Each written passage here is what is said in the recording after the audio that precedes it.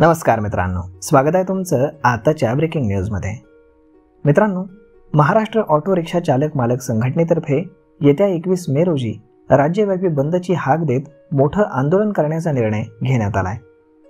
E bike टॅक्सीला Maharashtra auto rickshaw चालक मालक संघटनेचा तीव्र विरोध दर्शवला असून या निर्णयाविरोधात राज्यातील सर्व प्रादेशिक परिवहन कार्यालयासमोर 21 मे रोजी निषेध आंदोलन करण्यात येण्याची माहिती समोर आलेली आहे।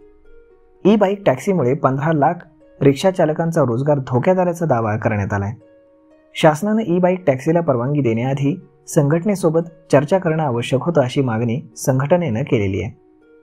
दरम्यान महाराष्ट्र राज्य शासनानं राज्यामध्ये ई बाईक टॅक्सीला दिलेली मंजुरी तातडीनं रद्द करण्यात यावी याकरता 21 मे 2025 रोजी ऑटो रिक्षा चालक मालक संघटना संयुक्त कृती समिती महाराष्ट्राच्या सर्व संलग्नित संघटनांद्वारे महाराष्ट्रातील सर्व आरटीओ कार्यालयांसमोर निदर्शनं केली जाणार आहेत, असं ऑटो रिक्षा चालक मालक संघटना संयुक्त कृती समितीनं त्यांच्या पत्रामध्ये म्हटलेलं आहे।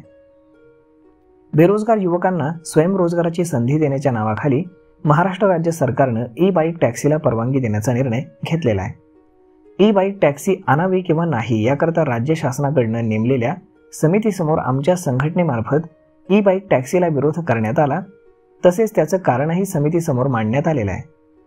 मात्र महाराष्ट्र शासनानं ई बाईक टॅक्सी या सेवेला परवानगी देण्याअगोदर आमच्या संघटनेसोबत चर्चा करणं आवश्यक होतं, परंतु महाराष्ट्र राज्य शासनानं एकतर्फी निर्णय घेत ई बाईक टॅक्सीला परवानगी दिलेली आहे। E bike taxi bike pulling सुरू झाल्यास महाराष्ट्रातील 15 लाख रिक्षा चालकांचा रोजगार धोक्यात येणार आहे, असंही संघटनेमार्फत सांगण्यात आलंय।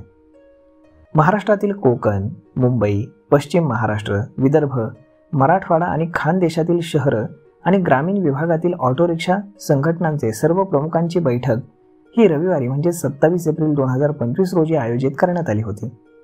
या बैठकीमध्ये राज्य शासनाच्या या अन्यायकारक निर्णयाविरोधात 21 मे 2025 रोजी महाराष्ट्रातील सर्व आरटीओ कार्यालयांसमोर निदर्शनं करण्याचा निर्णय घेण्यात आलाय।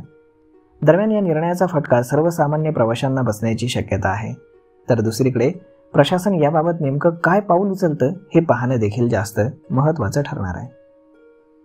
तर मग मित्रांनो, अशा पद्धतीनं आता 21 मे रोजी महाराष्ट्रामध्ये रिक्षा आणि टॅक्सी बंद राहणार आहे। तर मग तुम्हाला जर बाहेर कुठे जाण्याचा प्लॅन काही करण्याचा असेल तर मग तुम्ही नक्कीच या संदर्भातली माहिती घेऊनच आपण आपला प्लॅन करावा। तर मग मित्रांनो, हा व्हिडिओ, ही माहिती तुम्हाला कशी वाटली हे तुम्ही आम्हाला कमेंट करून नक्कीच सांगा।